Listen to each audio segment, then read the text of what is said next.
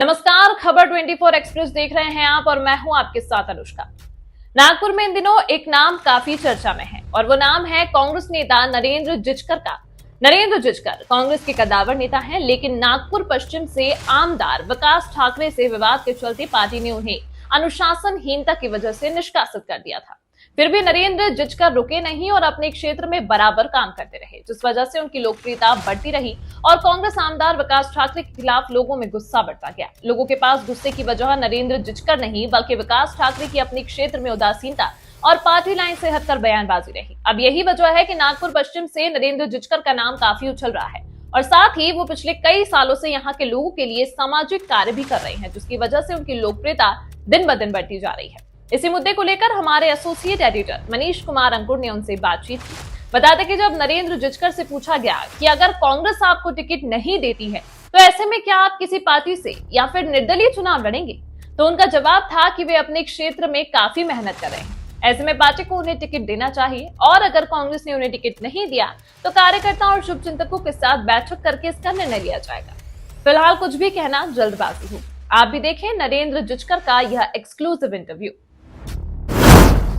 मैं जमीन से जुड़ा हुआ कार्य कर रहा हूँ। मेरा जो एनजीओ है बहुजन विचार मंच के मार्फत मैं कांग्रेस के विचार के अलग अलग कार्यक्रम करके लोगों में रहता हूँ। मणिपुर के घटना पे मैंने बहुत बड़ा यहाँ पे आंदोलन किया था। जन आशीर्वाद यात्रा मेरी शुरू हुई। पश्चिम नागपुर के हर घर में गया और सिर्फ घर में गया नहीं तो उनकी समस्या सुनी। उनकी संविधान सभा के प्रतिनिधि ये लोगों का काम कर नहीं रहे और सिर्फ घर में गया नहीं तो उनकी समस्या सुनी। उनकी समस्या मैंने सुलझाया। काफी समस्या अभी भी हम लोग सुलझा रहे।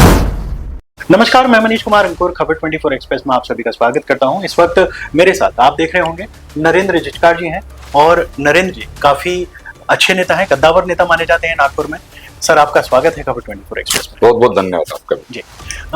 नरेंद्र जी, जैसे अभी चुनाव की तैयारियां चल रही हैं और आप भी अपने क्षेत्र में जा रहे हैं और काफी मेहनत कर रहे हैं आप, तो सबसे पहले बताएं कि आप इस बार क्या चुनाव लड़ने का पूरी तरह से मन बना चुके हैं? चुनाव अभी बहुत जल्दी डिक्लेयर होने जा रहा है। बिल्कुल। और मैं सिर्फ चुनाव के लिए नहीं तो मैं जमीन से जुड़ा हुआ कार्य करता हूँ। बिल्कुल। डिजिटल मेंबरशिप का जब ऐलान कांग्रेस पार्टी की तरफ से हुआ, 22,000 परिवार जोड़ने वाला एक कार्यकर्ता जो महाराष्ट्र में शायद मेरा रिकॉर्ड होगा। बिल्कुल। और मेरा जो एनजीओ है बहुजन विचार मंच के मार्फत मैं कांग्रेस के विचार के अलग अलग कार्यक्रम करके लोगों में रहता हूँ। और 2018 से लगातार संविधान जागर के माध्यम से बोलिए, शिवजय महोत्सव के माध्यम से बोलिए, मेरे जो मणिपुर के घटना पे मैंने बहुत बड़ा यहाँ पे आंदोलन किया था। बेरोजगार युवकों का मैंने मोर्चा किया था। अभी हाल ही 22 तारीख को इस गए रविवार को मैंने एक बहुत बड़ा रोजगार मेळावा किया, जिसमें कम से कम 500-550 लोगों को मैंने रोजगार दिया। 350 बच्चों को वहीं पे मैंने अपॉइंटमेंट लेटर दिया। तो मेरे कुछ कार्यक्रम हमेशा चलते रहते हैं और वो कार्यक्रम के माध्यम से मैं लोगों में रहता हूँ। अभी आप देख रहे हैं मेरी 3 दिन पहले जन आशीर्वाद यात्रा मेरी शुरू हुई। 15 जनवरी से 15 फरवरी तक मैं जन आशीर्वाद यात्रा के माध्यम से पश्चिम नागपुर के हर घर में गया और सिर्फ घर में गया नहीं तो उनकी समस्या सुनी। उनकी समस्या मैंने सुलझाया। काफी समस्या अभी भी हम लोग सुलझा रहे। और जो मेरा एरिया पश्चिम नागपुर का बचा हुआ था उसमें अभी हमने परसों के दिन से जन आशीर्वाद यात्रा 2 हमने अभी गिट्टीदान बोरगांव से शुरू की और लगातार हम लोगों के संपर्क में है। लोगों की हम बातें सुन रहे। लोग बहुत परेशानी में हैं क्योंकि 2.5 साल से यहाँ पे कारपोरेशन का इलेक्शन नहीं हुआ है और विधानसभा के प्रतिनिधि ये लोगों का काम कर नहीं रहे। इसका कारण ऐसा है कि जो लोगों को अपेक्षा है, खास करके झुग्गी झोपड़ियों में, बस्ती में जो लोगों की जो मूलभूत समस्या है उनके तरफ किसी का ध्यान नहीं है और वो समस्या हम सुन के वो समस्या सुलझाने का हम बहुत बड़ा काम कर रहे हैं। गिट्टी खदान में तो वैसे भी काफी झुग्गी झोपड़ी का एरिया आता है और काफी मतलब जो गरीब तबके का एरिया काफी ज्यादा आ जाता है उधर। वहां पर मतलब जो झुग्गी झोपड़ी है, क्योंकि अभी देवेंद्र फडणवीस ने भी बोला कि जो झुग्गी झोपड़ी है उनको हम स्थायी करने की कोशिश कर रहे हैं, या फिर जो भी, क्योंकि वहां पे अभी रोजी रोटी का भी बड़ा संकट है उनके आगे और इसके अलावा क्राइम रेट भी उधर साइड का काफी ज्यादा है। तो इसके ऊपर आप क्या कहना चाहेंगे? देखिए, क्राइम रेट की जो आपने बात किया, क्राइम रेट इसलिए ज्यादा है क्योंकि बच्चों के हाथ में काम नहीं है, रोजगार नहीं है। जी। मेरा मेरा सबसे बड़ा जो लक्ष्य है आज मैं जो संस्थान में मेरे जो काम चल रहे हैं उसमें करीब 580 लोगों को मैंने रोजगार दिया जी। अभी 22 तारीख को जो रोजगार मेला हुआ उसमें अभी 350 लोगों को तो उसी दिन हमने अपॉइंटमेंट लेटर लिया। 150-200 लोग अभी मेडिकल टेस्ट उनका चल रहा है और ये 2 साल में मेरा लक्ष्य है कि 5000 युवकों को हम लोग कैसा रोजगार दे सकते हैं और उसके लिए मैं प्रयत्न करूंगा। ऐसे जो रोजगार मेला मैंने 22 तारीख को किया ऐसे हर 6 महीने में मैं करने जा रहा हूँ। तो अगर बच्चों के हाथ में अगर रोजगार रहता है, आपने देखा ना बेरोजगारी ये बहुत बड़ा प्रॉब्लम है और सिर्फ स्लम में नहीं सभी जगह में, खास करके इंजीनियरिंग क्षेत्र में, डिप्लोमा क्षेत्र में, हर एक क्षेत्र में बेरोजगार बहुत ज्यादा है और ये बेरोजगारी इस 2-4 साल में बहुत बड़ी हुई है। तो रोजगार निर्मित करना, आज कम से कम रोजगार मेड़ावा और पहले का मेरा मिला के कम से कम 800-900 लोगों को मैंने रोजगार दिया और 5000 बच्चों को रोजगार देने का मेरा लक्ष्य है। दूसरा सबसे ज्यादा तकलीफ जो स्लम में बस्तियों में है वो है स्वास्थ्य की।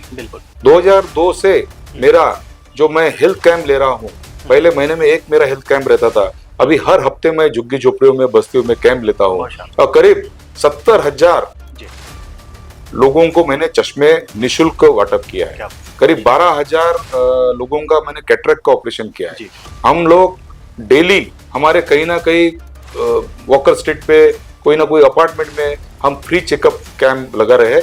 सिर्फ झुग्गी झोपड़ियों के लिए काम कर रहे हैं ऐसा नहीं है, पर खास करके जो अपार्टमेंट्स है, जो सिविल एरिया है, वहां भी हमारे 3-3 दिन के कैंप्स रहते हैं। उनका पूरा हेल्थ रिपोर्ट हम उनको निःशुल्क दे रहे। तो हेल्थ में भी मेरा काफी अच्छा काम मैं कर रहा हूं और आगे भी करता रहूंगा। बहुत बढ़िया। आप सामाजिक क्षेत्र में जो काम कर रहे हैं वाकई काबिले तारीफ है और ये देखने को भी मिलता है, क्योंकि आप जिस तरीके से काम कर रहे हैं वो धरातल पर है। आपके उसी क्षेत्र से आप ही की पार्टी के विधायक हैं विकास ठाकरे जी, तो क्या विकास ठाकरे जी कुछ ऐसा नहीं कर पा रहे जो आपको करना पड़ रहा है, आप पार्टी की तरफ से कर रहे हैं, आप इंडिविजुअल तरीके से कर रहे हैं, वो हमें बताएं जरा। उनके शायद कुछ हेल्थ के भी प्रॉब्लम है और दूसरा अभी जब लोकसभा वो लड़े, खास करके पश्चिम नागपुर उनका खुद का जो क्षेत्र है वहां पे वो 7,000 से पीछे है। तो ये बहुत बड़ा प्रमाण है कि शायद वो लोगों तक नहीं पहुंच पा रहे, लोगों की अपेक्षा के अनुरूप काम नहीं कर पा रहे, खरे नहीं उतर पा रहे, क्योंकि जो उम्मीदवार उत्तर नागपुर में 35,000 वोट से आगे है, अपने क्षेत्र में जहां 5 साल वो आमदार रहा हुआ है, तो वहां पे 7,000 उसने पीछे रहना। और खास करके मैं जन आशीर्वाद यात्रा के माध्यम से जब मैं घर घर में जा रहा हूं तो उनके प्रति काफी नाराजी है।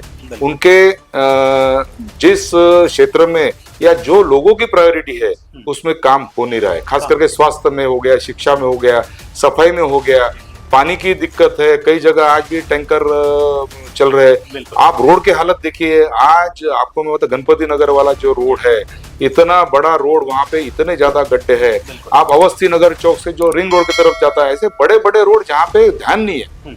आप वहां पे थोड़ा सा ध्यान देके, रोड की तरफ ध्यान नहीं, स्वास्थ्य की तरफ ध्यान नहीं, सफाई की तरफ ध्यान नहीं, और जहां पे लोगों को जो जरूरत है वो क्षेत्र के में काम नहीं है। हाँ, जो उनके फायदे के जो काम है वो शायद काम हो रहे हैं और जनता बहुत ज्यादा नाराज है, जिसका प्रमाण उन्होंने पिछले लोकसभा इलेक्शन में दिया। बिल्कुल दिया जी।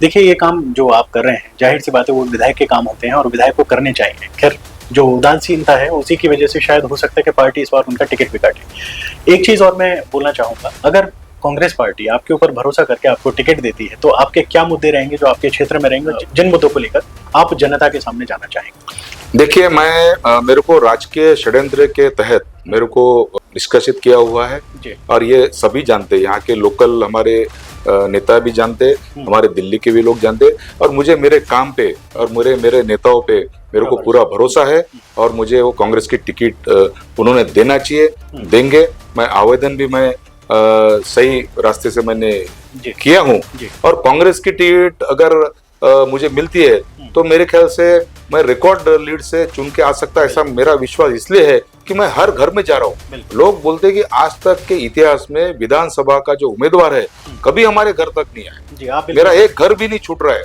हर एक घर में मैं जा रहा हूँ, उनको मिल रहा हूँ, उनके संवाद में उनसे कर रहा हूँ। और इस तरह से लोग भी चाहते कि आज पश्चिम नागपुर में नया चेहरा, पढ़ा लिखा आदमी, सिर्फ पढ़ा लिखा नहीं तो पढ़ा लिखा रहने के बाद कि लोगों के काम कर रहा है, लोगों में रह रहा है, इस तरह की उम्मीदवारी वो चाहते हैं और मुझे मेरे पार्टी पे पूरा भरोसा है। चलिए, बहुत अच्छी बात है कि आपने पार्टी पर भरोसा बनाया हुआ है। इसके अलावा मेरा एक और सवाल है आपसे, अगर पार्टी बाई चांस आपको टिकट नहीं देती है या फिर विकास ठाकरे जी के ऊपर ही भरोसा करती है, उन्हीं को टिकट देती है, तो उस वक्त में आप क्या करेंगे?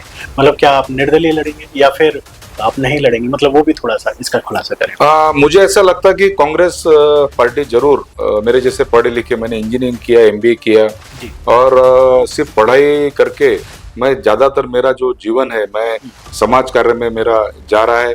मैं झुग्गी झोपड़ी में जाता हूँ, बस्ती में जाता हूँ, उनकी समस्या जान के वो मैं सुलझाता हूँ। मुझे ऐसा लगता कि अगर ऐसा जब टाइम तो आएगा नहीं, ऐसा कभी टाइम आएगा तो मेरे जो बूथ के जो मेरे वर्कर्स है, क्योंकि मेरा लगभग आज पार्टी के पास जैसा संगठन नहीं, शायद उससे अच्छा संगठन मेरे पास है। मेरे वेल विशर है, मेरे संगठन है, मेरे बूथ प्रमुख है, मेरे बूथ कमेटी है, इन सबके मीटिंग लूंगा। और खास करके जब मैं लोगों के घर पे जा रहा हूँ, दरवाजे पे जा रहा हूँ, तो लोगों को ऐसा लग रहा है कि आपने लड़ना चाहिए। तो ये जब ऐसे नौबत आएंगी तो मैं एक मीटिंग लूंगा, मेरे वर्कर से उनके साथ बैठूंगा और वो जैसा हम लोग सब ठहराएंगे वैसा मैं करूंगा।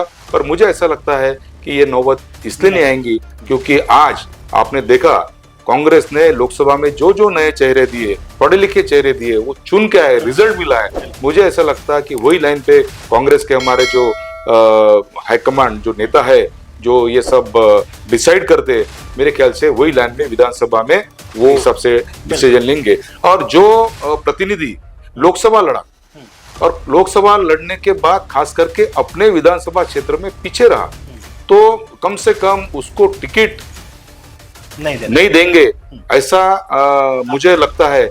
मुझे मिलेंगी या नहीं मिलेंगी मुझे नहीं मालूम, पर मेरे ख्याल से जो अपने विधानसभा क्षेत्र में पीछे है, जिसके प्रति नाराजी है, उसको बाजू में रख के, उसको बैठा के, मेरे ख्याल से मुझे या मेरे जैसे कोई नए चेहरे को उम्मीदवारी मिलेंगी, ऐसा मुझे विश्वास है। देखिए, ये तो खैर बहुत अच्छी बात कही है आपने। पार्टी खैर आपके ऊपर भरोसा भी करेगी, जाहिर सी बात है, और आपका नाम भी इस वक्त बहुत चर्चा में है। मेरा एक और सवाल आपसे है, देखिए, आपने कहा कि जो लोकसभा चुनाव में विकास ठाकरे जी लड़े और वो 7000 से अपने क्षेत्र में ही लैकिंग थे, पार्टी ने उनके ऊपर क्यों भरोसा किया कि लोकसभा की टिकट उनको दोबारा से दे दी? आप मतलब जाहिर सी बात है, आप घर घर जाके काम करें, तो क्या आपने लोकसभा का टिकट नहीं मांगा पार्टी से?